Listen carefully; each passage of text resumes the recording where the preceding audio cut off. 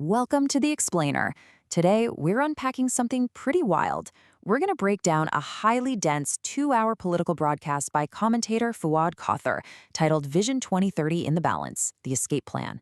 And let me tell you, this broadcast covers the whole shebang. We're talking theoretical governance models, real-time digital polls, and some incredibly bold geopolitical forecasts regarding the Middle East. Now, regardless of whether you agree with Kother's highly polarized views, analyzing exactly how modern political opposition structures its arguments is absolutely fascinating. It tells us so much about the current climate. So let's get right into it. Okay, let's dive into this. Because right out of the gate, the broadcast presents one of its most unique and honestly surprising propositions. Kother essentially argues that traditional human oversight is just deeply, inherently flawed. So his solution? Artificial intelligence. He proposes utilizing AI as the ultimate unbiased political auditor. It's this wild intersection of cutting-edge technology and political theory, and it really challenges how we even think about tracking government corruption today. To unpack all of this, we'll move through 5 core themes today. First, presenting the strong, trustworthy model. Second, AI as a political auditor. Third, escape plan survey results. Fourth, geopolitical fractures. And finally, the call for field action. Part 1. Presenting the strong, trustworthy model. To kick things off, the commentator spends a lot of time outlining a completely alternative governance structure. And he does this by rejecting 2 main systems we see today. On one hand, he totally dismisses current regional autocracies, describing them as systems of absolute, unchecked rule.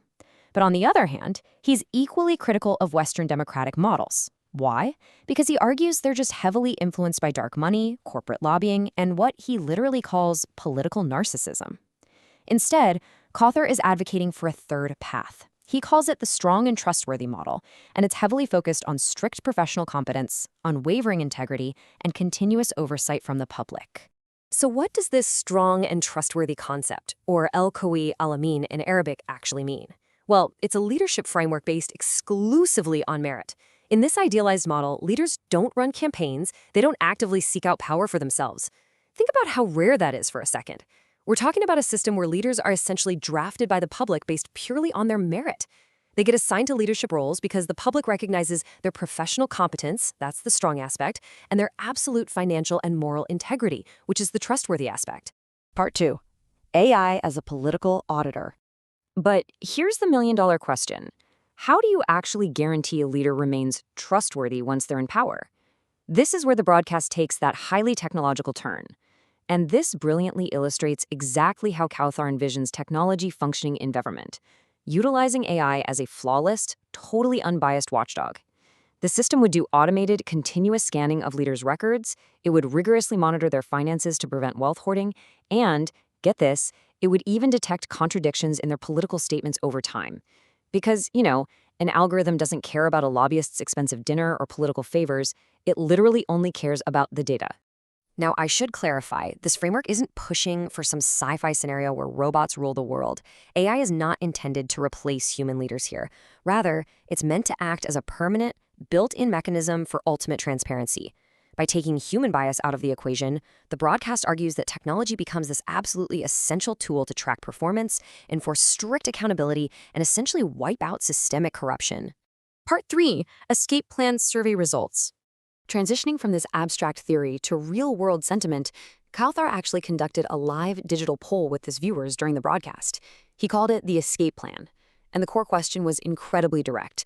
If the current Saudi government were to suddenly collapse, where do the viewers believe the leadership would flee? It's a fascinating way to measure the digital sentiment of the opposition in real time. Now, what's really interesting about this slide is the overwhelming consensus in the data. A massive 72% of the respondents pointed to Europe as the primary destination. That's a huge majority. This was followed by 16% choosing the USA, 9% going with other destinations, and a small 3% suggesting Israel. But the broadcast doesn't just stop at the numbers. It actually breaks down the why behind these votes. Walking through the audience's justifications, there are very specific motivations tied to each location. For Europe, respondents argued it's the ultimate safe haven for stashed hidden wealth and assets. Makes sense, right? Those who chose the USA cited the regime's current political backing and historical security reliance on Washington. Meanwhile, the minority who voted for Israel argued that it represents foundational geopolitical support in the wider region. Again, to be clear, this directly represents the sentiment and reasoning of the broadcast viewers. Part 4. Geopolitical Fractures. Zooming out from audience polls to the big picture, the broadcast then dissects a fascinating article by Abdullah Rahman al-Suhaimi. This article alleges the existence of a deep, entirely secret and shifting alliance between the leadership of Saudi Arabia and the United Arab Emirates over the last decade. And the main kicker, the author claims this powerhouse alliance is now actively crumbling under pressure. Let's move to and see how this builds chronologically. The timeline allegedly kicks off in 2015 with secret meetings in McLean, Virginia, supposedly designed to plan the current Saudi crown prince's rise to power. Then, this evolves into what the article dubs the Red Deal in 2016, basically an agreement to consolidate regional control and silence any opposition. Finally, projecting ahead to 2026, the analysis outlines a scenario where this entire alliance violently fractures due to shifting global pressures and competing national interests. It's like a giant geopolitical puzzle. The broadcast gets really specific with its predictions regarding this breakdown. Cawthor argues that as U.S. administrations inevitably shift, Saudi leadership will desperately seek U.S. protection from regional threats, mainly Iran. Conversely, he forecasts that the UAE leadership will align even closer with Israel for their own security. So under the immense weight of these diverging survival strategies, the initial Red Deal alliance supposedly just tears apart.